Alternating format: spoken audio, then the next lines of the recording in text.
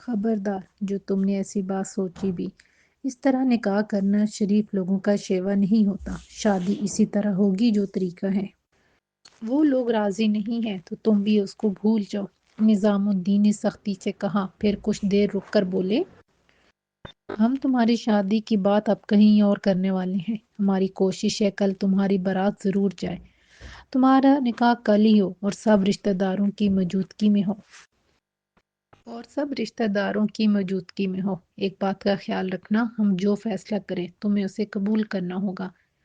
کل تم نے افضل کی بیٹی سے شادی کی بات کی تھی تو میں نے تمہاری خواہش کی مخالفت نہیں کی تھی۔ تم بھی اب ایسی بات نہیں کرنا کہ ہمیں شرمندگی کا سامنا کرنا پڑے، اور تم افشا کو بالکل فون نہیں کرو گے۔ عمران نے سر جھکا لیا۔ نظام الدین اس طرف چلے گئے جہاں خاندان کے بڑے بیٹھے ان کا انتظار کر رہے تھے۔ عمران کی آنکھوں میں افشا کا مسکراتا ہوا چہرہ تھا۔ اس سے پہلی بار کسی سے محبت ہوئی تھی، اور وہ عین اس وقت اس سے جدا ہو گئی تھی جب تمام معاملات طے ہو گئے تھے۔ نظام الدین نے بھی ایسی بات کہہ دی تھی کہ وہ ان کی عزت کی خاطر انکار نہیں کر سکتا تھا۔ خاندان کے سبھی بڑے بند کمرے میں موجود تھے، تاہم کسی کو کوئی بات کہنے کی ضرورت نہیں پڑی۔ حمید نے خود ہی کہہ دیا کہ شادی کل ہی ہوگی اور بارات میرے گھر آئے گی۔ اس کا اتنا کہنا تھا کہ سب کے چہرے خوشی سے کھل اٹھے۔ حمید اپنی بیوی کے ساتھ اپنے گھر چلا گیا تاکہ فرحین کو اپنے فیصلے سے آگاہ کر سکے۔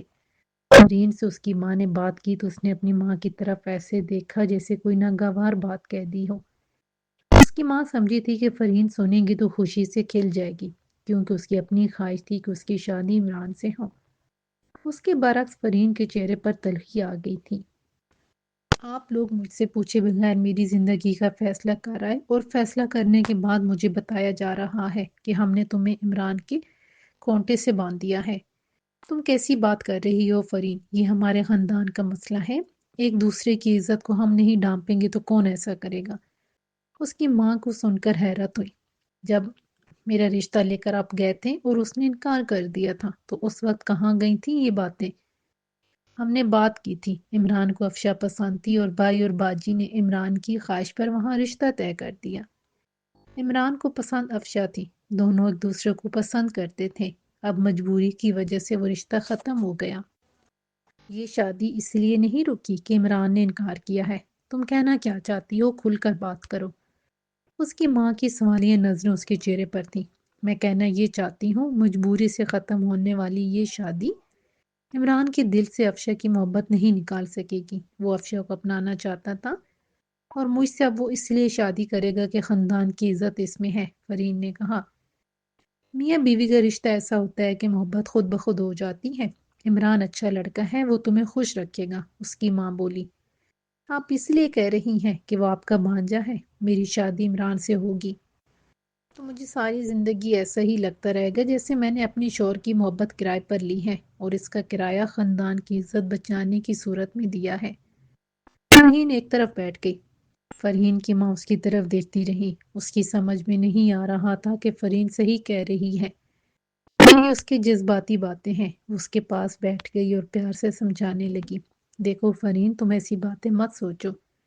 عمران بہت اچھا لڑکا ہے، وہ سب کچھ بھول کر تمہیں بہت پیار دے گا۔ اس کی گارنٹی ہے آپ کے پاس کہ وہ افشا کو بھول کر اپنے دل میں صرف میرا ہی خیال رکھے گا؟ میرا دل کہتا ہے اس سے مجھے تسلی نہیں ہوگی۔ میں عمران سے بھی ملنا چاہتی ہوں، اس سے بات کرنا چاہتی ہوں، اس سے گارنٹی لینا چاہتی ہوں کہ وہ مجھے اپنے دل کے کس خانے میں رکھے گا۔ فرحین، تمہارے ابا نے خاندان کے بڑوں میں بیٹھ کر بات کی ہے، اور تم عمران سے مل کر اس سے بات کرنا چاہتی ہو۔ فرحین کی ماں پریشان ہو گئی تھی۔ اسی اثنا میں دروازے پر آہٹ ہوئی تو دونوں نے بیک وقت دروازے کی طرف دیکھا۔ وہاں حمید کھڑا دونوں کی طرف دیکھ رہا تھا۔ دونوں اپنی اپنی جگہ پر کھڑی ہو گئی۔ حمید آگے بڑھا اور متانت سے بولا، میرا خیال ہے فرحین ٹھیک کہہ رہی ہے، اسے عمران سے بات کرنے کا موقع دینا چاہیے۔ یہ آپ کیا کہہ رہے ہیں؟ فرحین کی ماں نے حیرت سے کہا، میں ٹھیک کہہ رہا ہوں یا غلط، اس بحث میں نہیں پڑنا چاہتا۔ میں ابھی فرحین کو ان کے گھر لے جا رہا ہوں۔ میں کسی رشتہ دار کو اس بات کا پتہ نہیں چلنے دوں گا۔ فرحین تم میرے ساتھ آؤ، حمید کہہ کر کمرے سے باہر چلا گیا۔ فرحین کی ماں حیرت سے کھڑی رہی، اور فرحین اپنی چادر اٹھا کر چلی گئی۔ حمید نے گاڑی دروازے کے سامنے کھڑی کی تو نظام الدین پہلے سے دروازے پر کھڑے تھے۔ حمید نے ان کو فون پر آگاہ کر دیا تھا۔ وہ ان دونوں کو ایک کمرے میں لے گئے۔ فرین چادر اوڑھے ایک طرف بیٹھ گئی۔ حمید نے نظام الدین سے کچھ بات کی اور نظام الدین کمرے سے باہر چلے گئے۔ تھوڑی دیر بعد جب وہ واپس آئے تو ان کے ساتھ عمران بھی تھا۔ اس وقت سب اپنے اپنے کمروں میں بند تھے اور کسی کے علم میں بھی نہیں تھا کہ گھر میں کیا ہو رہا ہے۔ نظام الدین اور حمید کمرے سے باہر چلے گئے۔ اب کمرے میں وہ دونوں رہ گئے۔ تھوڑی دیر بعد فرین اپنی جگہ سے کھڑی ہوئی اور بولی، میں نے ضروری سمجھا کہ تم سے شادی سے پہلے کچھ باتیں کر لوں۔ میں چاہتی ہوں ہم جو زندگی ایک چھت تلے ایک ساتھ گزارے اس میں کوئی خلل نہ آئے۔ بات پہلے ہی صاف ہو جائے تو اچھا ہے۔ کیا کہنا چاہتی ہو تم؟ جو باتیں میں تم سے کرنے والی ہوں اگر تمہیں منظور ہوں تو ٹھیک ہے، ورنہ کچھ بھی ہو جائے میں اس شادی سے انکار کر دوں گی اور کسی کی پرواہ نہیں کروں گی، فرحین نے کہا۔ تم بات کرو، عمران بولا۔ تم افشا سے محبت کرتے ہو، اس کی یاد تو ساری زندگی تمہارے دل میں رہے گی۔ اس دل میں میری جگہ کہاں ہوگی؟ وہ چیپٹر کلوز ہو گیا ہے، عمران متانت سے بولا۔ پہلی محبت ہو یا پہلی ٹھوکر، انسان آخری سانس تک نہیں بھولتا۔ میں نے پہلی محبت تم سے کی ہے اور تم نے افشا سے۔ میری محبت میں تو کوئی ملاوٹ نہیں ہے۔ تمہاری محبت میں مجھے ایسا ہی محسوس ہوگا جیسے میں خاندان کے بڑوں کا فیصلہ ہوں جسے تم نبھا رہے ہو، فرحین نے کہا۔ پہلی بات تو یہ ہے کہ ابو نے سوچا تھا کہ وہ خالو حمید کے پاس جا کر میری اور تمہاری شادی کی بات کریں گے، لیکن ایسی نوبت نہیں آئی اور خالو حمید نے خود ہی بات کر دی تھی۔ اسی لیے یہ خاندان کے بزرگوں کا فیصلہ نہیں، خالو حمید کی اپنی رضامندی تھی۔ دوسری بات یہ کہ میں نے افشا سے محبت کی تھی، لیکن اس محبت کی تکمیل نہیں ہوئی اور میں ماضی کو دل سے لگا کر اپنی زندگی نہیں گزاروں گا۔ اور اگر تم کو وہ کہیں مل گئی تو تم اس سے بات تو کرو گے۔ کیا اس بات کو بھی نظر انداز کر دو گے کہ تمہاری ایک بیوی بھی ہے؟ میں کبھی اس کا خیال دل میں لاؤں گا اور نہ اس کے سامنے آنے پر اس سے بات کروں گا۔ اس کی کیا گارنٹی ہے؟ فرحین بولی۔ اگر ایسا ہوا تو جو سزا تم تجویز کرو مجھے قبول ہوگی، عمران نے کہا۔ دیکھ لو، میں جو سزا تجویز کروں گی اس میں رحم کی اپیل کا حق تمہارے پاس نہیں ہوگا۔ فرحین کے چہرے پر گہری مداحت تھی۔ میں رحم کی اپیل نہیں کروں گا، عمران بولا۔ میں تمہارے ساتھ پیار اور محبت سے زندگی گزاروں گا۔ تم یہ اس لیے کہہ رہے ہو کہ میرے انکار سے ڈرتے ہو، فرحین نے اس کی آنکھوں میں جھانکا۔ عمران نے نفی میں گردن ہلائی۔ میں تمہارے انکار سے نہیں ڈرتا۔ ایک خلش کی وجہ سے بارات کو اپنے گھر آنے سے روکا ہے لڑکی والوں نے۔ دنیا میں اس سے بھی بڑے واقعات ہو جاتے ہیں اور تب بھی زندگی ختم نہیں ہوتی۔ اس دنیا میں، اسی زمین پر بڑے بڑے واقعات کا بوجھ اٹھا کر لوگ جیتے ہیں۔ مجھے تمہاری عزت کا احساس ہے کیونکہ خالو حمید نے خاندان کے بڑوں میں بیٹھ کر کسی کے کہنے سے پہلے کہا تھا کہ عمران کی بارات میرے گھر آئے گی۔ اب باقی سب ایک طرف، خالو حمید کی عزت کو میں خراب نہیں ہونے دوں گا، عمران نے کہا۔ اس کی بات سن کر ایک لمحے کے لیے تو جیسے فرین کے لیے بولنا مشکل ہو گیا ہو، الفاظ جیسے منتشر ہو گئے۔ اس نے اپنا گلا صاف کیا اور کہا، اس شادی کے لیے ایک شرط ہے۔ کیا شرط ہے؟ ابو مجھے جہیز میں گھر دے رہے ہیں، شادی کے 10 دن بعد تم میرے ساتھ اس گھر میں شفٹ ہو جاؤ گے۔ فرین نے اپنی شرط سنائی۔ کوئی اور شرط رکھ لو، اس سے بھی زیادہ سخت اور باری، میں انکار نہیں کروں گا، لیکن یہ شرط نہ رکھو، میں اپنے گھر والوں کے ساتھ رہنا چاہتا ہوں۔ عمران نے نرمی سے بات کی۔ وہ مسکرائے۔ کچھ اور نہیں تو میری شرط کو اس لیے مان لو کہ تمہارے خالو حمید کی عزت پر کوئی حرف نہ آئے۔ عمران اس کی طرف دیکھتا رہا۔ فرحین بھی اس کی طرف دیکھ رہی تھی۔ اس کے چہرے پر خفیف سی مسکراہٹ تھی۔ دونوں کے درمیان خاموشی حائل رہی۔ پھر عمران نے اس خاموشی کو توڑا۔ مجھے تمہاری شرط منظور ہے۔ فرحین کی مسکراہٹ گہری ہو گئی۔ تم اپنے کیے ہوئے ایسے مکر گئے تو یاد رکھنا تم فرین کا وہ روپ دیکھو گے جس کا تم نے گمان بھی نہیں کیا ہوگا۔ ایک بات اور یاد رکھنا، ہمارا موم کا سائبان ہوگا۔ کسی اور کی یاد اور محبت کی تپش سے یہ ایسے پگھلے گا کہ کچھ باقی نہیں بچے گا۔ میں اس کی حفاظت کروں گا، اپنے سائبان کو برباد نہیں ہونے دوں گا، عمران نے کہا۔ مجھے تمہاری سم چاہیے، فرحین نے اپنا ہاتھ اس کے سامنے پھیلاتے ہوئے کہا۔ عمران نے سوچا اور پھر اپنے موبائل فون سے سم نکال کر اس کی ہتھیلی پر رکھ دی۔ فرحین نے وہ سم توڑی اور کہا، یہ بھی اس عہد میں شامل ہے کہ تم اس نمبر کی سم دوبارہ نہیں لوگے۔ اس نمبر کی سم نہیں لوں گا، یہ بھی وعدہ رہا۔ مجھ سے یہ وعدہ بھی کرو کہ آج کے بعد ہم کبھی افشا کا نام نہیں لیں گے اور نہ اس کا کسی حوالے سے ذکر ہوگا، ایسے جیسے اس کا کوئی وجود ہی نہیں تھا۔ ہمارے بیچ اب کوئی پرانی یاد اور پرانی بات نہیں ہوگی۔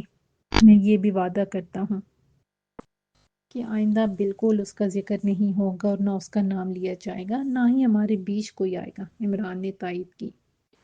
فرحین پھر مسکرائی اور اپنی جگہ پر بیٹھ گئی۔ عمران باہر چلا گیا۔ باہر نظام الدین ایک طرف کھڑے تھے۔ جب عمران اپنے کمرے کی طرف جانے لگا تو نظام الدین کے پاس رکا اور آہستہ سے بولا، آپ نے کہا تھا کہ اگر وہ کوئی شرط رکھے تو انکار مت کرنا۔ اس نے 10 دن کے بعد مجھے اپنے اس گھر میں لے جانے کی شرط رکھی ہے جو خالو سے جہیز میں دیں گے۔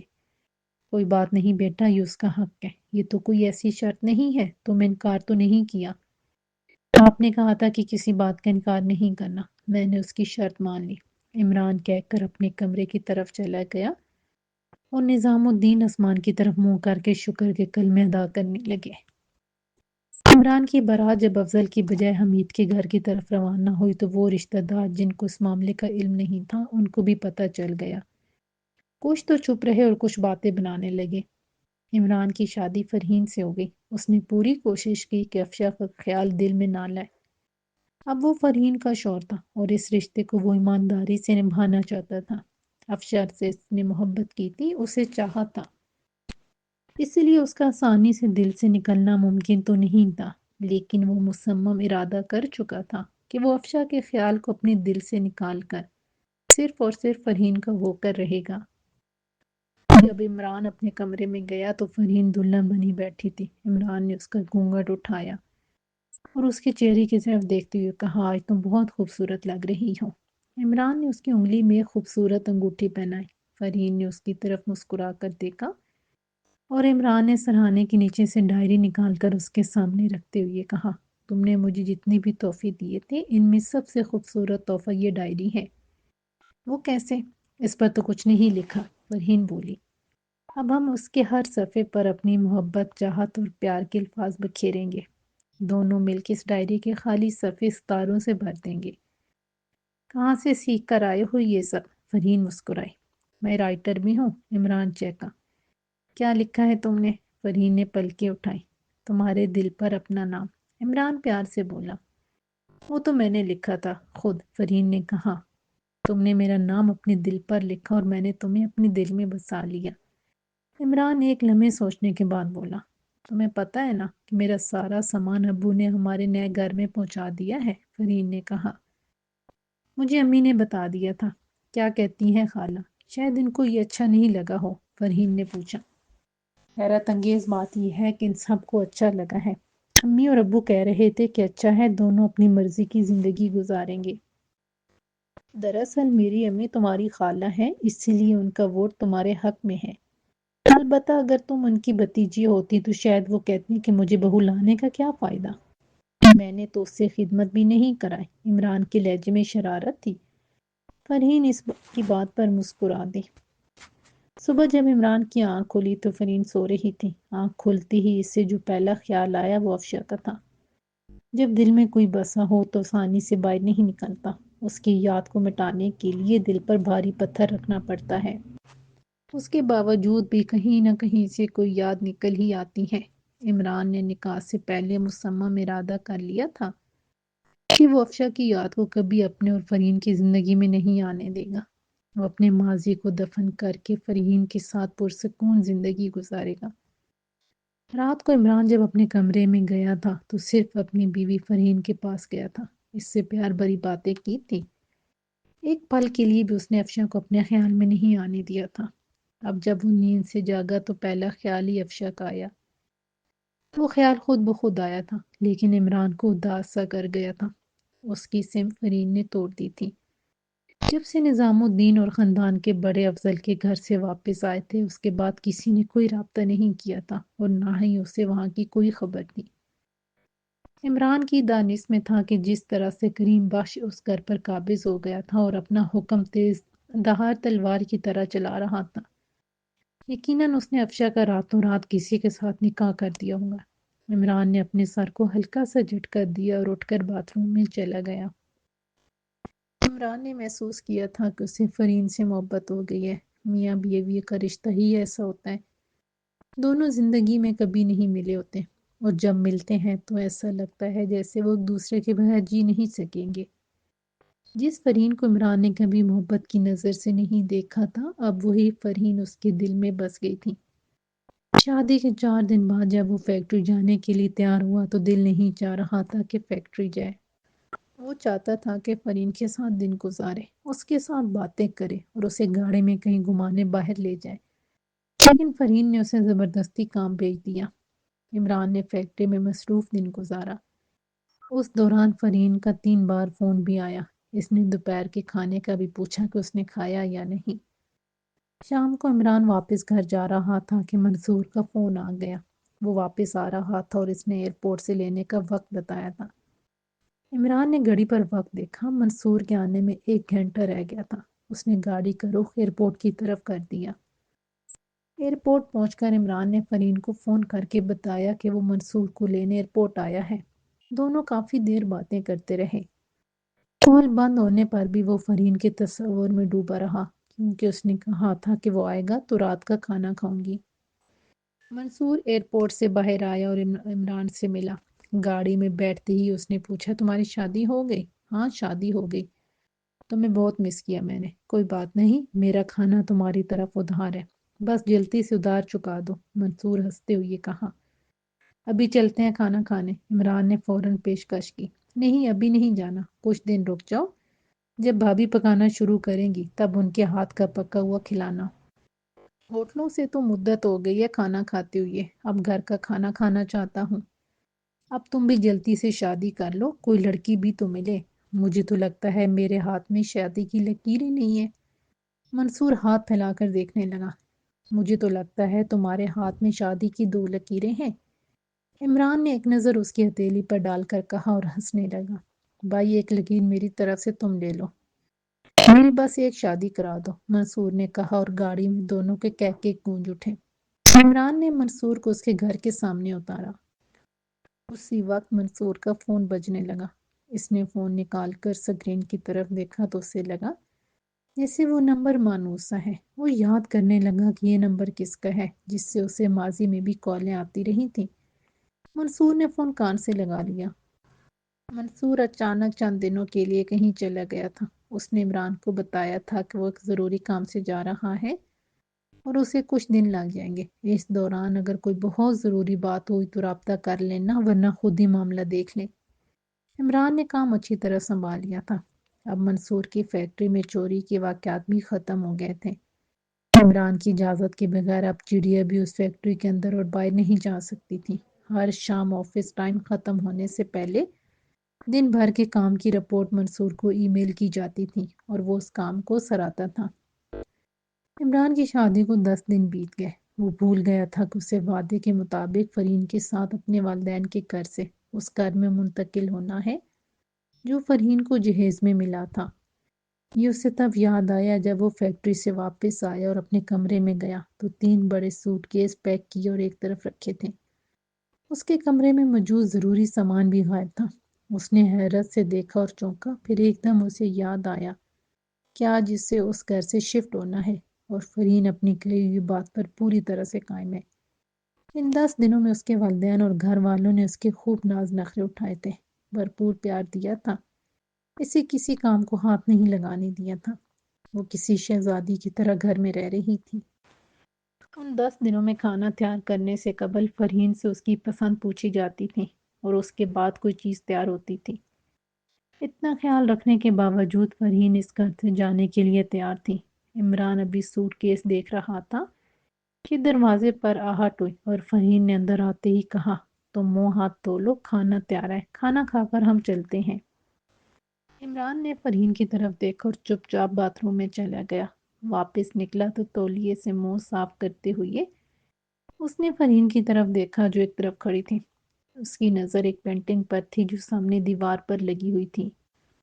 اس تصویر میں ایک سرخ رنگ کا دل بنا ہوا تھا اور اس کے دائیں بائیں 2 تتلیاں تھیں۔ وہ پینٹنگ دیکھنے میں بہت دلکش لگتی تھی۔ میں سوچ رہی ہوں یہ پینٹنگ بھی اپنے ساتھ لے جاؤں، مجھے یہ پینٹنگ بہت اچھی لگ رہی ہے، فرحین نے اپنی نگاہیں اس پینٹنگ کی طرف مرکوز کی اور یہ عمران سے کہا۔ عمران تولیہ ایک طرف رکھ کر بولا، فرحین، ان 10 دنوں میں تم نے اس گھر میں رہ کر کیا محسوس کیا؟ فرحین نے اس کی طرف رخ پھیرا۔ بہت اچھا محسوس کیا ہے، سب نے مجھے بہت پیار دیا، میری پسند کے کھانے پکے اور مجھے کسی کام کو ہاتھ بھی نہیں لگانے دیا۔ پھر بھی تم جانا چاہتی ہو؟ عمران نے اٹکتے ہوئے یہ بات کی۔ ہر نئی دلہن کے ساتھ ایسا چاو ہوتا ہے، یہ کوئی نئی بات نہیں ہے۔ فرحین نے کندھے اچکائے۔ ہم اس گھر میں بھی خوش رہ سکتے ہیں، تم اپنے عہد سے مکرنا چاہتے ہو؟ فرحین کی لہجے میں طمانت آ گئی۔ نہیں، میں نے ایسی بات ہی نہیں کی، عمران فوراً بولا۔ تمہیں اچھا نہیں لگے گا جب ہم اپنے گھر میں رہیں گے ایک ساتھ، آزادی اور مرضی سے۔ اپنی مرضی سے تو تم یہاں بھی رہ رہے ہیں، تم سیدھی طرح سے کیوں نہیں کہہ دیتے کہ تم یہاں سے جانا نہیں چاہتے، تم مکر رہے ہو؟ میں نے ایسی ہی بات کی تھی، میں اپنے عہد پر قائم ہوں اور بالکل قائم ہوں۔ عمران دل گرفتہ تھا، اس گھر کو چھوڑنے کے تصور سے ہی اس کی روح کانپ گئی تھی، جس گھر میں اس نے زندگی کے خوبصورت سال گزارے تھے، جس گھر میں اس کے والدین، بہن، بھائی اور بھابیاں رہتی تھیں۔ فرحین نے کہا، میں نے خالو اور خالہ کو آج صبح ہی بتا دیا تھا میں جا رہی ہوں کھانا کھانے، تم بھی آ جاؤ۔ فرحین کمرے سے چلی گئی تو عمران کو بھی اس کے پیچھے جانا پڑا۔ کھانا کھانے کے دوران سبھی چپ چپ تھے۔ اس وقت حالات ایسے تھے کہ نظام الدین اور عمران کو اس کی ہر بات ماننی پڑی تھی۔ اس وقت فرحین کے ہاتھ میں سب کچھ تھا، اگر وہ انکار کر دیتی تو شاید اسے کوئی بھی نہ منا پاتا۔ عمران کی شادی اسی تاریخ کو کرنا نظام الدین کے لیے زندگی اور موت کا مسئلہ بن گیا تھا، اب کوئی انکار نہیں کر سکتا تھا۔ کھانا ختم ہوا تو نظام الدین اپنے کمرے میں چلے گئے اور چپ چاپ اپنے بستر پر بیٹھ گئے۔ وہ اپنے آپ کو سمجھا رہے تھے کہ ان کا بیٹا اسی شہر میں کچھ دور اپنے گھر میں جا رہا ہے۔ بیٹوں کے گھر وقت آنے پر الگ ہو جاتے ہیں، انہیں گھبرانا نہیں چاہیے۔ ایسا تو نہیں ہو رہا تھا کہ فرحین ہمیشہ کے لیے عمران کو اپنے ساتھ لے جا رہی تھی کہ وہ اسے ملنے کی بھی اجازت نہیں دے گی۔ عمران اور فرحین جب چاہیں گے ملنے آ جایا کریں گے، اور جب ان کا دل چاہے گا وہ بہو کے گھر چلے جائیں گے۔ نظام الدین اپنے آپ کو سمجھاتے رہے، اپنے مضطرب دل کی دھڑکنوں کو سہلاتے رہے۔ انہیں پتہ بھی نہیں چلا کب عمران اور فرحین کمرے میں آ کر ان کے سامنے کھڑے ہو گئے تھے۔ ابا جی، فرحین نے آہستہ سے پکارا تو نظام الدین چونکے اور انہوں نے اپنا سر اٹھا کر ان دونوں کی طرف دیکھا اور مسکرائے۔ ارے تم دونوں تیار ہو گئے، تم خوش نصیب ہو کہ خدا نے تمہیں اپنا گھر دے دیا ہے۔ عورت کی سب سے بڑی خواہش یہی ہوتی ہے کہ اس کا اپنا گھر ہو، اس کی اپنی چھت ہو، اور یہ عورت کا حق بھی ہوتا ہے۔ خدا تم دونوں کو خوش رکھے، تم آباد اور شاد رہو۔ نظام الدین کے دل پر اس وقت کیا گزر رہی تھی یہ صرف وہی جانتے تھے، لیکن ان کے چہرے پر کوئی ایسا تاثر نہیں تھا۔ ان کے چہرے پر سجی مسکراہٹ کے پیچھے کرب تھا جو ان کا بیٹا عمران ہی سمجھ رہا تھا۔ وہ بھی آپ کا گھر ہے، آپ کے بیٹے کا گھر ہے، آپ جب چاہیں ہمارے پاس رہیں، مجھے بہت خوشی ہوگی۔ فرحین نے نظام الدین کا ہاتھ پکڑ لیا۔ بالکل، وہ ہمارا گھر ہے، میری بہو اور میرے بیٹے کا گھر ہے، ہم جب چاہیں گے آئیں گے، وہاں رہیں گے، کھائیں گے، پیئیں گے۔ نظام الدین کھڑے ہو گئے اور انہیں باہر لے آئے۔ سین میں سبھی گھر والے موجود تھے۔ عمران کی ماں ایک طرف افسردہ بیٹھی تھی۔ باہر آ کر نظام الدین نے کہا، آج میں خوش ہوں، میرے 2 گھر ہو گئے ہیں، ایک یہ اور ایک وہ جگہ جہاں میری بہو اور بیٹا رہیں گے۔ فرحین کچھ دن اور ہمارے ساتھ رہ لیتی، عمران کی ماں نے افسردگی سے کہا۔ ایک بات پوچھوں؟ ارے یہ کون سا کوسوں دور جا رہے ہیں، وہ گھر خالی ہے، اسے بھی آباد ہونا چاہیے۔ نظام الدین جلدی سے بولے۔ ہمیں اجازت دیں، فرحین اپنی خالہ کے پاس جا کر بولی۔ عمران کی ماں نے اس کے سر پر ہاتھ پھیرا، اس کا ماتھا چوما اور عمران کو گلے لگا کر اس سے پیار کیا۔ عمران اور فرحین گاڑی میں بیٹھ گئے، سبھی دروازے پر کھڑے تھے۔ ان کی گاڑی روانہ ہو گئی تو گھر کا دروازہ بند کر کے وہ اندر آ گئے اور تھوڑی دیر اپنے والدین کے پاس بیٹھنے کے بعد اپنے اپنے کمروں میں چلے گئے۔ دونوں بھائیوں کی بیویاں اپنے اپنے شوہروں سے یہ کہہ رہی تھیں کہ عمران کا خالی ہونے والا کمرہ وہ لیں گی۔ نظام الدین کی دونوں بہوؤں کی کوشش تھی کہ اس سے قبل دوسرے سسر سے بات کر کے کمرے پر قبضہ کر لے، وہ اس سے پہلے جا کر بات کر کے اس کمرے میں اپنے بچوں کا سامان ڈال دے۔ ایک نظام الدین اور زبیدہ تھے کہ وہ عمران کے خالی کمرے کی طرف نگاہیں جمائے دیکھ رہے تھے۔ ان کے چہروں پر اداسی تھی۔ اچھا ہوتا کہ ہم عمران کی شادی کو اپنی انا کا مسئلہ نہ بناتے، وہاں سے انکار ہو گیا تھا تو ہم بھی رک جاتے، سب رشتہ داروں کو کہہ دیتے کہ شادی ابھی نہیں ہوگی، کم از کم فرحین کی اس بات کو نہ ماننا پڑتا۔ زبیدہ افسردگی سے بولی، تم اس وقت اداسی کے عالم میں کہہ رہی ہو، اس وقت ایسا ممکن نہیں تھا، برادری میں عزت قائم رکھنا بھی ضروری تھا۔ بس یہ چند دن کی اداسی ہے، کچھ دن بعد سب ٹھیک ہو جائے گا، تم دیکھنا کہ یہ اداسی وقت کے ساتھ ختم ہو جائے گی۔ نظام الدین کہہ کر اٹھے اور کمرے میں چلے گئے۔ ان کی تھوڑی دیر کے بعد زبیدہ بھی وہاں سے اٹھ گئی۔ فرحین کو جہیز میں ملنے والا گھر عمران کے محلے سے 20 کلومیٹر کی دوری پر تھا۔ وہ ایک نئی کالونی تھی اور وہاں بہت سے گھر بنے ہوئے تھے۔ وہ کالونی تقریباً آباد ہو چکی تھی۔ فرحین کا گھر بہت خوبصورت تھا، 2 منزلہ گھر، اوپر سے لے کر نیچے تک فرحین کو جہیز میں ملنے والے سامان سے سجا ہوا تھا، ہر چیز موجود تھی۔ ان کے آنے سے پہلے فرحین کے والدین نے گھر میں موجود فریج بھی کھانے پینے کے سامان سے بھر دیا تھا۔ کچن میں ہر طرح کا راشن موجود تھا۔ گھر کی سجاوٹ ایسی تھی کہ عمران نظریں گھما کر چاروں طرف دیکھا تو متاثر ہوئے بغیر نہیں رہ سکا۔ کیسا لگا؟ فرحین نے مسکرا کر پوچھا۔ بہت زبردست ہے۔ مجھے لگ رہا ہے تم اداس ہو۔ یہ فطری عمل ہے، جس گھر میں تم نے کئی سال گزارے، اس گھر کو چھوڑنے سے دل کا اداس ہونا تو لازمی بات ہے، لیکن چند دنوں کے بعد تم اس گھر اور ماحول کے عادی ہو جاؤ گے، اور پھر میں نے یہ شرط تو رکھی نہیں کہ تم اپنے والدین سے کبھی نہیں ملو گے اور نہ وہ کبھی اس گھر میں آئیں گے۔ فرحین نے اس کا چہرہ دیکھ کر کہا، تم صحیح کہہ رہی ہو، یہ فطری بات ہے، وقت کیسا بھی ہو اپنے آپ میں انسان کو ڈھال لیتا ہے۔ عمران صوفے پر بیٹھ گیا۔ چائے بناؤ؟ تم چائے بناؤ گی تو میں ضرور پیوں گا۔ عمران مسکرایا۔ فرحین کچن میں چلی گئی۔ عمران اٹھ کر گھر دیکھنے لگا۔ پہلے وہ اوپر گیا، وہاں 2 کمرے اور ایک سٹور کے ساتھ ٹی وی لاؤنج تھا۔ نیچے آیا تو ایک بڑا سا ڈرائنگ روم، ایک کمرہ، ماں باتھ روم اور ایک دوسرا بیڈ روم تھا جو پوری طرح سے سجا ہوا تھا۔ بڑا سا بیڈ ایک طرف، 2 کرسیاں اور چھوٹی میز دیوار پر لگی LED، اور کمرے سے ملحق باتھ روم جو کشادہ اور صاف تھا، وہاں ہر چیز قرینے سے رکھی ہوئی تھی۔ عمران واپس بیڈ روم میں آیا تو فرحین 2 کپ چائے لے کر آ گئی۔ اس نے ٹرے ایک طرف رکھی اور بولی، مجھے بہت اچھا لگ رہا ہے، ایسا لگ رہا ہے جیسے میں پرسکون جگہ پر آ گئی ہوں۔ عمران نے اس کی طرف دیکھا اور کوئی جواب دینے کی بجائے زیر لب مسکراتا رہا۔ عمران دوسرے دن فیکٹری پہنچا تو منصور اپنے کمرے میں موجود تھا۔ عمران کے جاتے ہوئے قدم رک گئے۔ اس نے گھڑی پر وقت دیکھا اور منصور کے کمرے کا دروازہ بجا کر اندر چلا گیا۔ تم کب آئے؟ اور مجھ سے بھی پہلے آفس میں موجود ہو؟ عمران اس کے سامنے والی کرسی پر بیٹھ گیا۔ عمران کی بات سن کر منصور نے اپنے آگے رکھی فائل بند کی اور بولا، سب سے پہلے تو مجھے یہ خوشی ہے کہ تم نے چند دنوں میں ہی کام اچھی طرح سنبھال لیا ہے۔ اب مجھے یہ اطمینان ہے کہ میں اپنا سارا کام تمہارے ذمہ کر کے کہیں بھی کتنے دنوں کے لیے جا سکتا ہوں، ورنہ پہلے تو میری دوڑ لگی ہوتی تھی۔ شکریہ۔ جب انسان کام سمجھ کر اپنی ذمہ داری سے غافل نہیں ہوتا تو پھر کام سنبھالنا مشکل نہیں ہوتا۔ دراصل میری ایک پھوپھو تھی، میرے ابا کی زندگی میں ان سے سخت ناراض ہو گئی تھی، اور ان کی ناراضگی میرے ابا کی آخری سانسوں تک قائم رہی تھی۔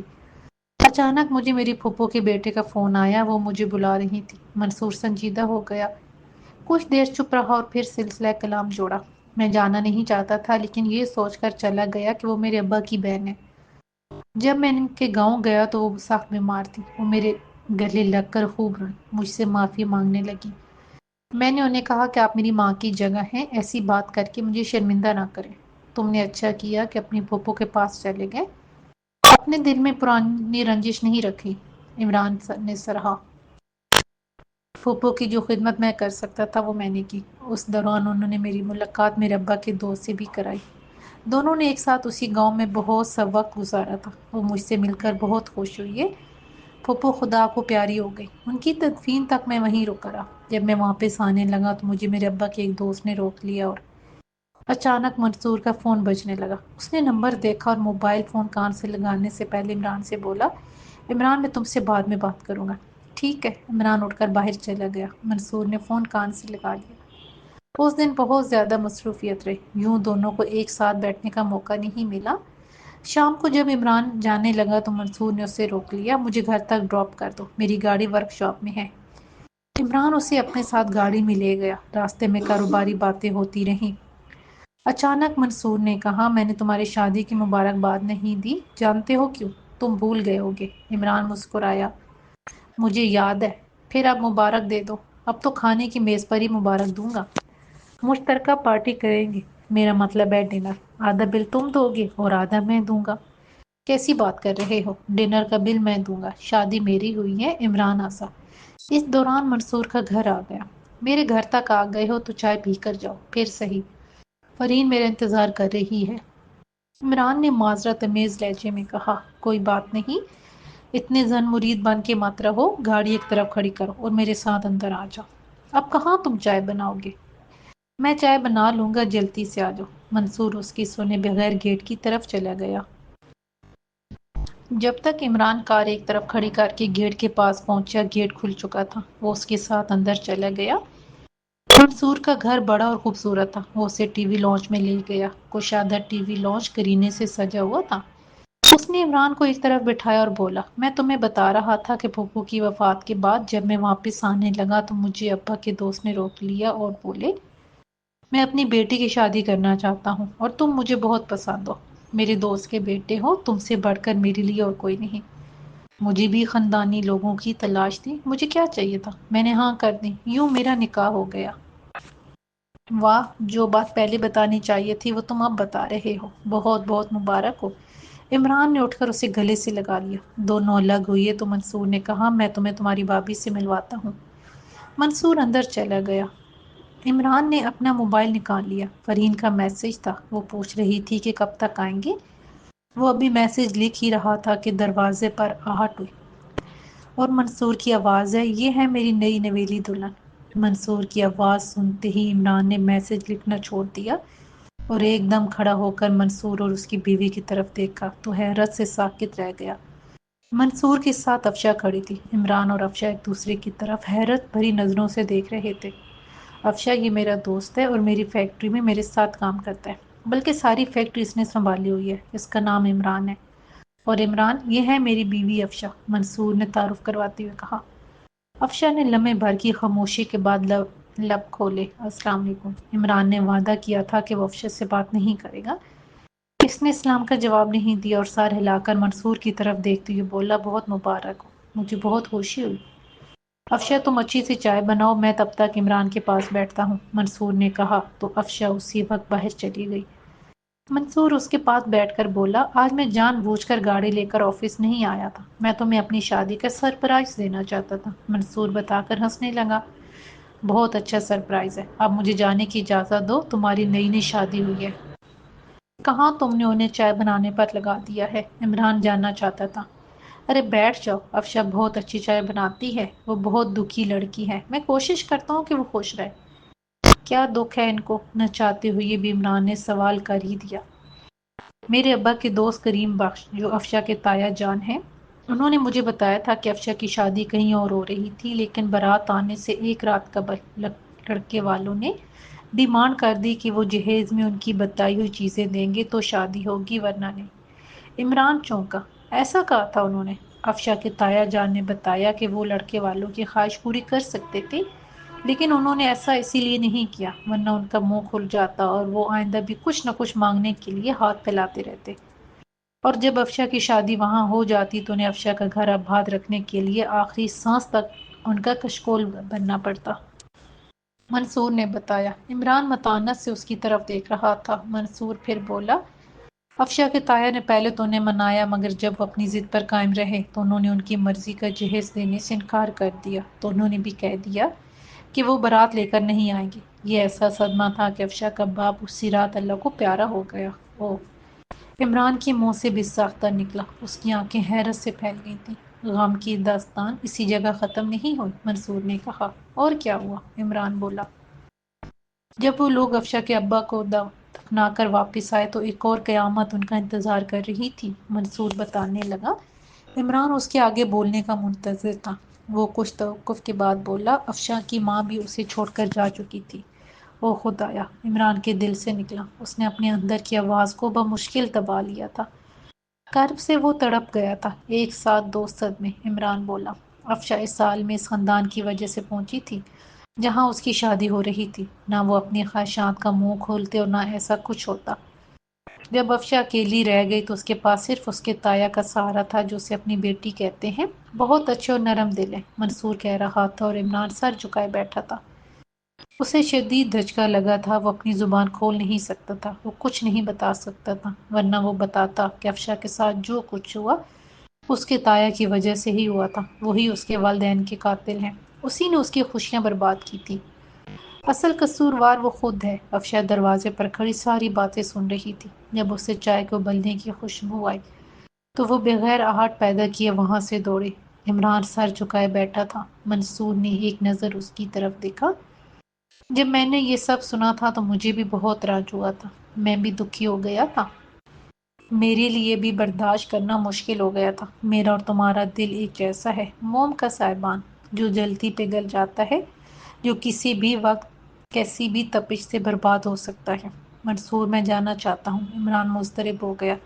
ابھی چائے آ رہی ہے، میں جانتا ہوں کہ تم اپسیٹ ہو گئے ہو، کسی کا دکھ برداشت نہیں کر سکتے نا۔